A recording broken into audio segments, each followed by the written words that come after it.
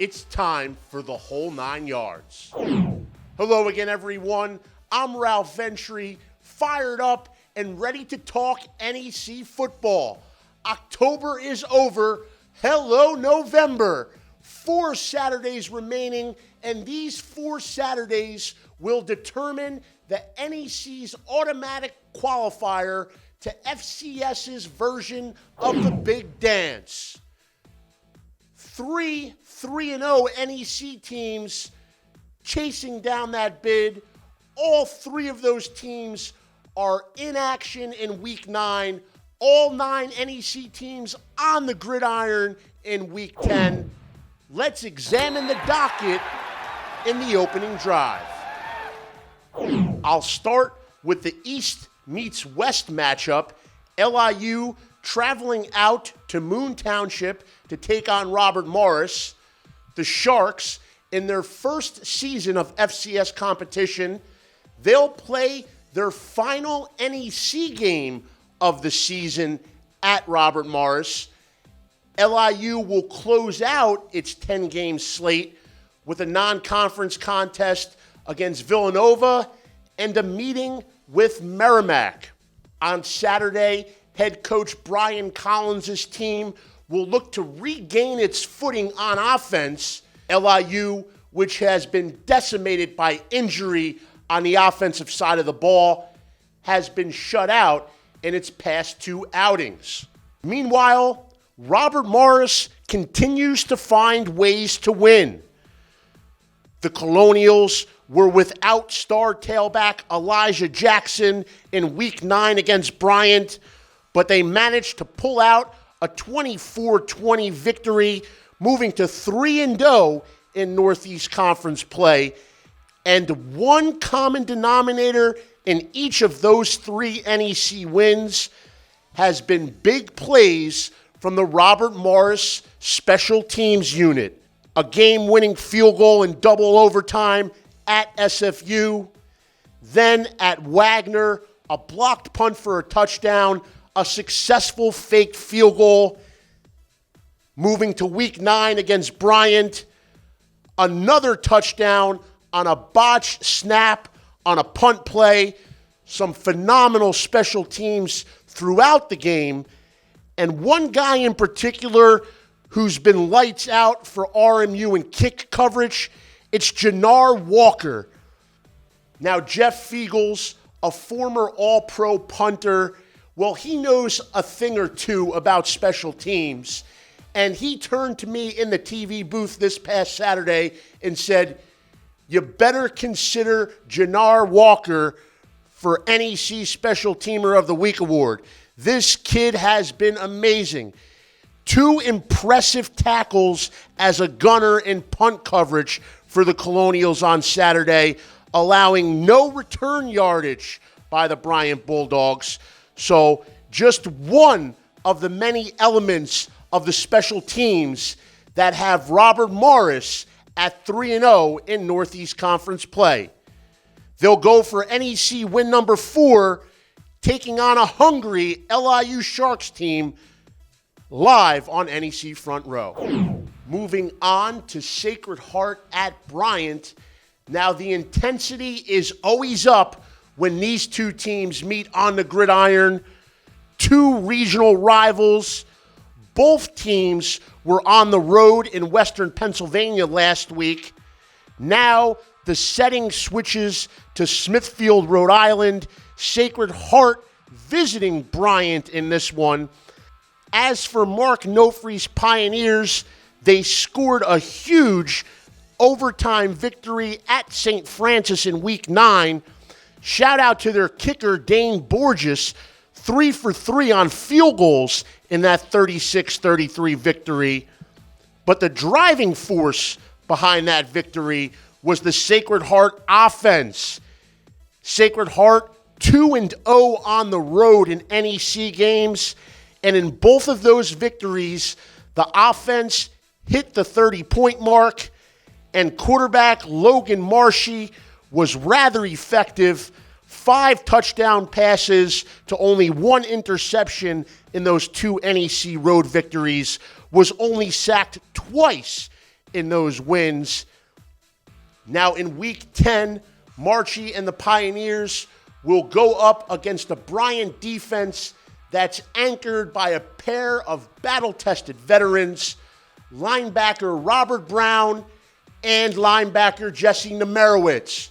Nemerowitz set Bryant's all-time program record for career tackles in last week's game at Robert Morris.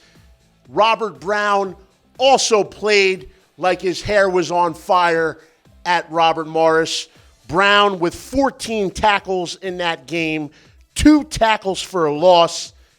Nemerowitz and Brown have been producing on the field, and Bryant head coach Chris Merritt has taken notice. Robert, I've known Robert for years. I remember he came from Miami, so I've known Robert for a long time. And when I came in here, he's exactly as advertised. He is one of the defensive leaders in our football team, and I think he and Jesse both played very well. And listen, this is his final 3 games of his career. You can tell there's a different pep to his step. There's a different sense of urgency to him, and he wants to finish his career at Bryant the right way. And Jesse's been very steady all year. He, along with Robert, made some big tackles Saturday, and it's just a shame the game ended the way it did. I'd like to take the opportunity to recognize him in front of his teammates. We'll probably get that done today. But I think knowing Jesse, he probably would have given it up for 5 more minutes. Let's check in on the MAC. Merrimack Warriors are transitioning into the FCS ranks, and they have done more than just hold their own. Merrimack with back-to-back victories over FCS programs. First, a win at Delaware State. Last week, Big South member Presbyterian visited Massachusetts, and the MAC posted a 24-21 victory. Now they'll look for 3 in a row against Rhode Island. That would be quite a feather in the cap to post a win over a CAA member in what is the Warriors' first season of FCS football. Now, 2 reasons for Merrimack's recent success. Well, it's the quarterback and the star senior receiver. Quarterback Christian Carter, just a sophomore. He's become more comfortable as the season has wore on. He's averaging 305 yards of total offense over the last 2 victories. He was responsible for 5 touchdowns in that span, ran for the game-winning score against Presbyterian with just over 3 minutes to go. And then his favorite target, Marquis Spence, what a senior season. At least 4 catches in every game. In the win over Presbyterian, 12 catches, 118 yards, and a tutty. Carter, Spence, getting it done for Merrimack. They're going for 3 in a row. Merrimack and URI in Week 10. 2 more games to cover, both conference contests. First, it's Central Connecticut at Wagner. The number 19 team in the country is invading Grimes Hill in Week 10. Now, Rick Saratella tackled this game in the weekly Chop Shop, so we'll have more on this matchup later on in the show. As for now, let's take a look at this CCSU offense, averaging more than 4 touchdowns per game, 7.1 yards per play. That is in the top 5 amongst national FCS team leaders. The man orchestrating all of this success is graduate transfer quarterback Aaron Winchester. He has the 5th highest passer efficiency rating in the nation. He's the 3rd leading rusher in the Northeast Conference. Now, we know Winchester has plenty of speed, and according to Wagner head coach Jason Hoteling, Winchester's teammates are pretty fast too. They can run really at every position. offensively, defensively, special teams-wise. They have a threat just about everywhere. So, bringing the transfer quarterback in from Georgia State, he's done a nice job running their offense. They do a lot. That's the one thing, is they do a lot of window dressing, running the same plays offensively. But they basically just, they get the ball to their playmakers in space. Their offensive line is talented, just a really talented group of guys up front. And when you have fast guys that can take the ball the distance from really anywhere on the field, and you got guys up front that block well, I mean, that's a good recipe. Now, as for Wagner, the Seahawks have suffered 3 straight one-score losses. Like CCSU, Wagner boasts a dangerous dual-threat signal caller. Christian Alexander Stevens, a transfer from FIU, he had thrown touchdowns in 6 straight games heading into last week's battle at Duquesne. No touchdown passes against the Dukes, but Christian Alexander Stevens ran for 3 scores in the 28-24 setback. 2 experienced signal callers, a top 25 team, Central at Wagner, live on NEC Front Row. And now for the NEC Game of the Week on ESPN3. It's a Keystone State clash. St. Francis travels west out Route 22. The destination is Rooney Field on the Bluff, where 3-0 Duquesne awaits.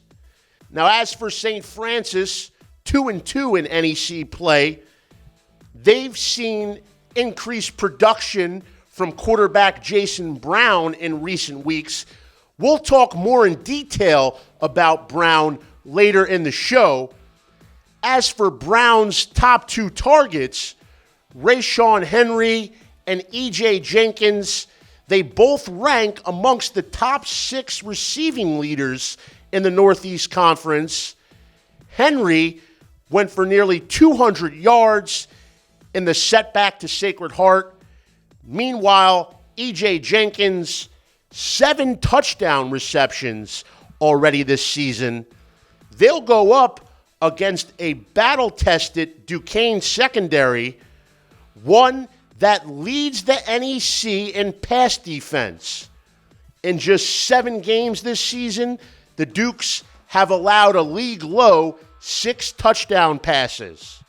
Now, as far as the Duquesne offense matching up against the SFU defense, well, we know the Red Flash pass D is highly ranked, 3rd overall amongst FCS leaders in pass efficiency defense.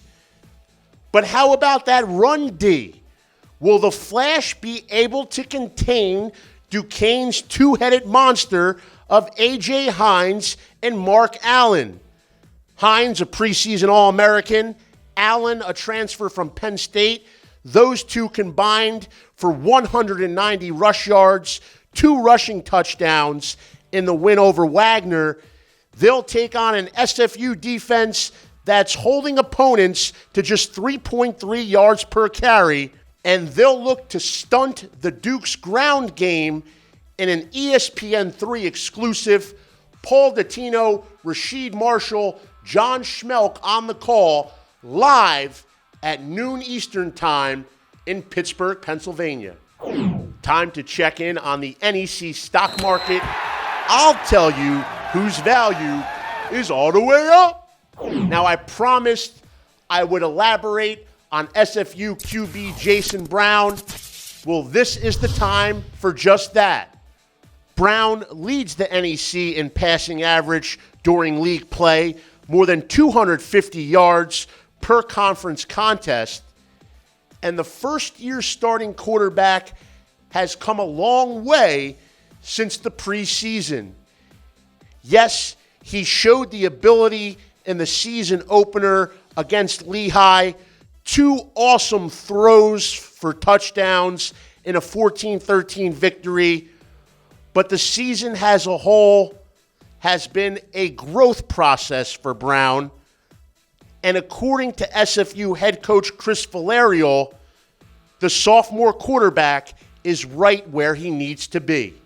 He's still learning, but he's starting to understand it more. He's starting to understand what the role of a leader is. He's starting to understand what it means to be a quarterback, and it's all a process. It's a learning process. But the thing that he's been doing well, he's been using his feet to extend plays, and he's been able to get the ball downfield to some receivers, for positive yardage, and that is something that's always going to be critical in a quarterback.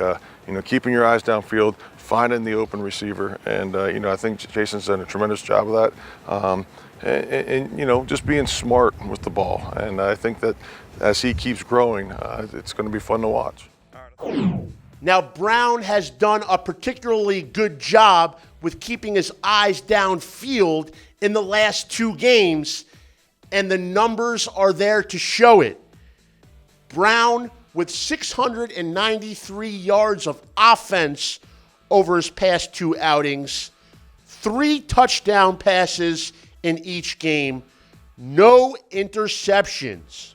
Brown is hitting the stretch run of his first season as St. Francis's starting quarterback, and his stock is all the way up. Give me my Twitter timeout. I'm looking down the tweet sheet, and here's one from Scott Pioli. Football fans will certainly know the name. The former NFL general manager spent time in the front office for the Chiefs, the Falcons, and most notably the New England Patriots. Pioli is a CCSU alumnus, and he's keeping an eye on his Blue Devils. Now, there are a couple of things happening in this tweet. First, how about the throw by Jacob Dolgala? If you have yet to see it, head over to the Bengals Twitter page. Check out the arm strength on display by the former All-NEC passer.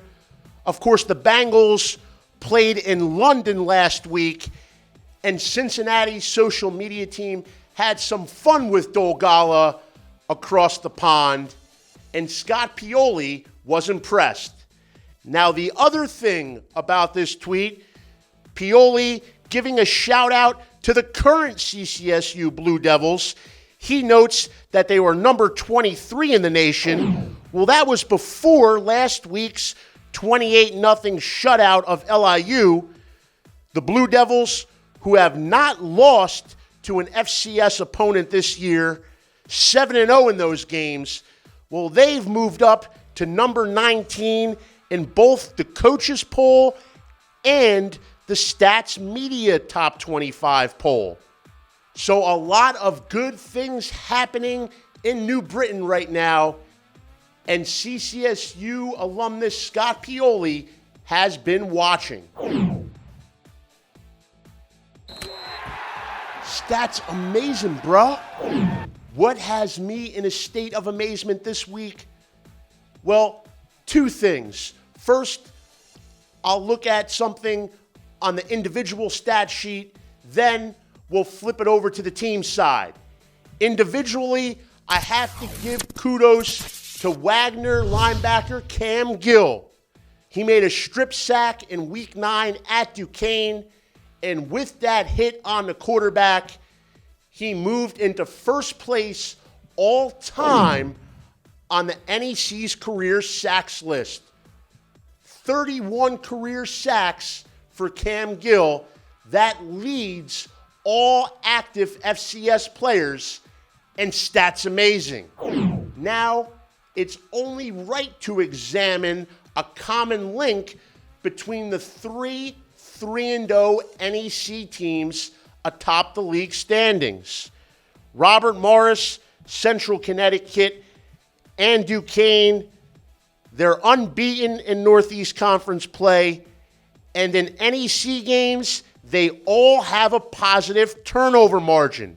In fact, they're the top 3 ranked teams in the league in terms of turnover margin in Northeast Conference games.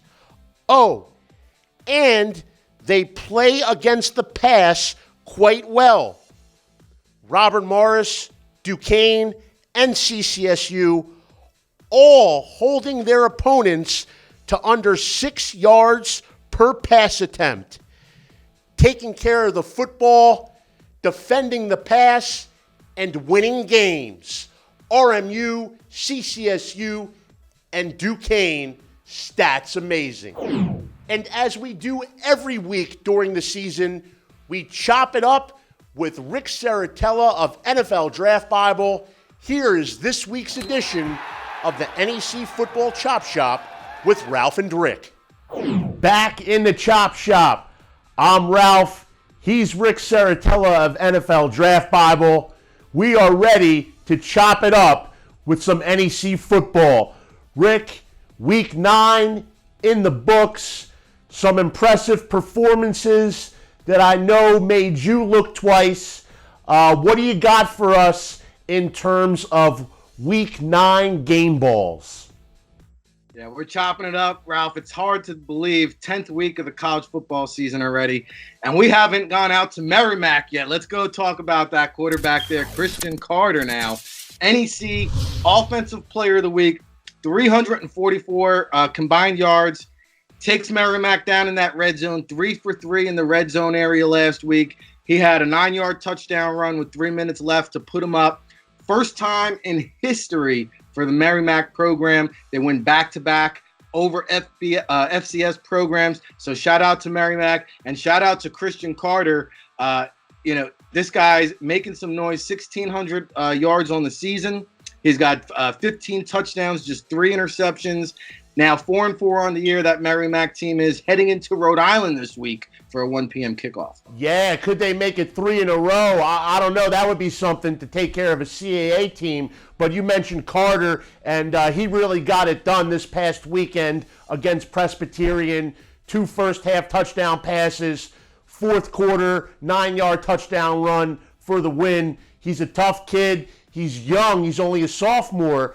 And, Rick, I know you were watching this game back in week 2. Merrimack made its debut in the NEC Game of the Week. They went up against Central Connecticut. Central Connecticut got a hefty lead early on, but Merrimack fought back, and that was only a 3-point game. Carter threw a couple of late touchdown passes, made some great improvisational plays, and he threw a couple late TD passes to Marquis Spence. So definitely something's brewing up there with Merrimack. So, not surprised that you pointed that one out. What do you got for us on the defensive side of the ball in week 9? Ralph, we're going to save the defensive game ball for our game of the week. I'm going to skip over to the special teams because I'm a big believer in special teams, 1/3 of the game. And we got our first punt return of the season this year. Duquesne running back Mark Allen, 67-yard punt, 65-yard punt return, I believe it was, 77 yards rushing. But the big return in the fourth quarter really elevating Duquesne to get a close victory over Wagner. And if you remember back, Ralph, earlier in the season, A.J. Hines goes down. Mark Allen steps in. I mean, this is a do-it-all running back. Not only can he block, not only can he run, he's also a pass catcher out of the backfield. He's returning kicks. He's returning punts, nearly 1,000 yards of total offense. I'm going to go back to August when I was sitting in Coach Schmidt's office, just chopping it up with him. And, he said, hey, I want you to introduce you to Mark Allen. He just transferred here from Penn State. He was filling out his paperwork from transferring into Duquesne the day I was visiting campus. And I said, oh, transfer from Penn State. Started talking to Mark a little bit. Here's a guy that has a remarkable backstory, Ralph. 3-star recruit out of Maryland. Back up to Saquon Barkley, tears his ACL and considers giving up football. He nearly walked away from the game. Gets talked back into it by his family, transfers to Duquesne, and now this 1-2 combination of Mark Allen and A.J. Hines, it's a lethal 1-2 combo. It should be noted now, A.J. Hines, 42nd career touchdown, a career record there this past week. And I know you're on location, Duquesne at St. Francis this week. We might have some future offensive players in the week with those St. Francis wideouts. E.J. Jenkins now, 7 touchdowns in his last 8 games. And Rashawn Henry busting out in a big way, 11 catches, a $196 with a touchdown last week. Yeah, absolutely. You mentioned St. Francis Duquesne. I'll be watching that one. It'll be our NEC game of the week on ESPN3. What's your game of the week in the NEC? I know you'll definitely keep tabs on that running back duo, Hines and Allen, and then the St. Francis receivers and quarterback Jason Brown. He had 400 yards of total offense. So I know you're going to be checking the box score on those guys, but what game are you dialed into this week? Week 10, baby. November. I had this game circled on my calendar for quite some time now, up on the hill in Wagner, and that's going to be Central Connecticut at Wagner. And I said I've had it circled because here at the NFLPA Bowl, we've identified the top 2 pro prospects in the NEC conference. In my opinion, that's Javon Brown, Central Connecticut tackle, and Cam Gill from Wagner. Now, Cam Gill making big noise. We talk about the record-setting performances last week. He breaks Christian Kuntz's all-time sack record. Okay? He now has 31. 31 sacks. Unbelievable. And you know what?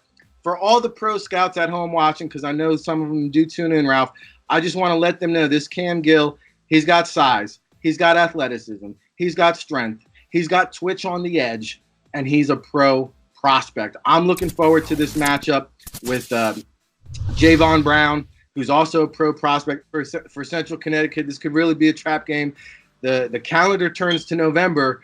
Nobody plays sloppier weather games than the Northeast Conference. It's going to be cold. It could be damp. Keep an eye on the kicker last week at Central. He missed a close field goal. Francis Cole, that could come into play.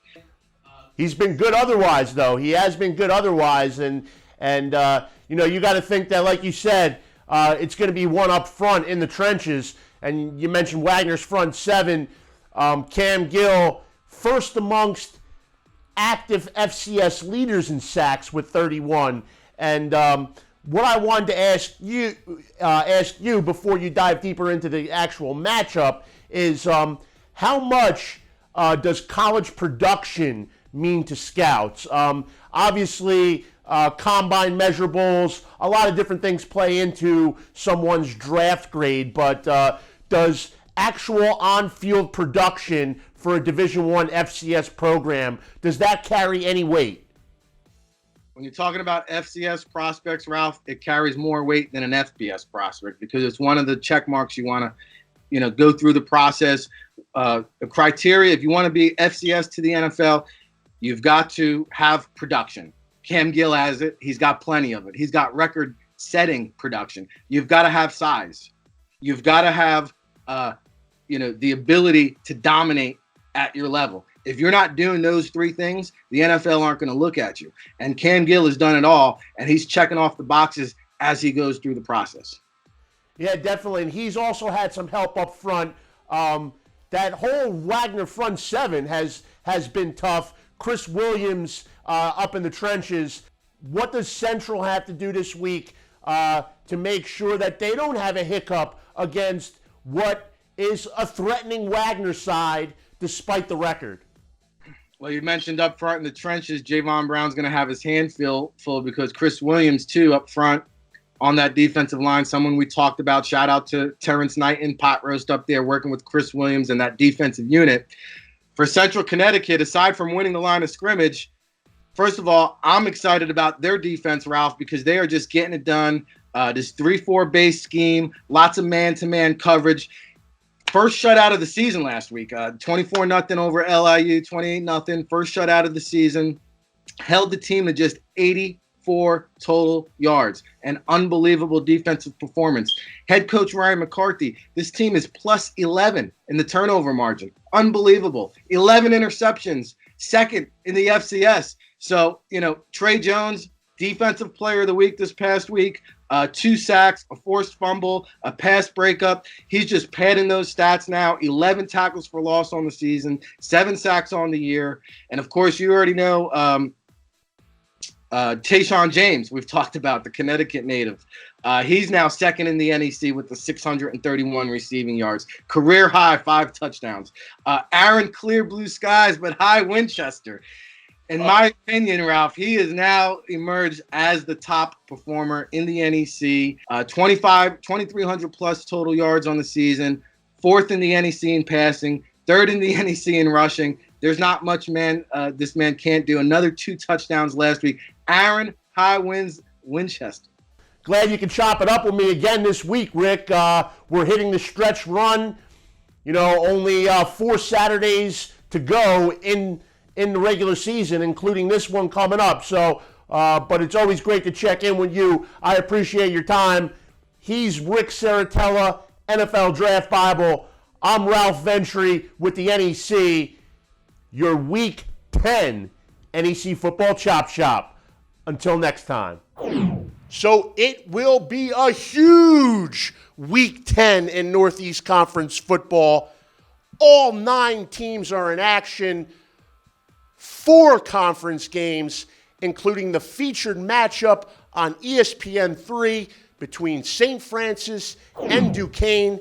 Don't miss it. Don't miss any of it. Make sure you download the NEC On the Run app and enjoy all of the action. For NEC Front Row, I'm Ralph Ventry. Thank you for watching the whole 9 yards.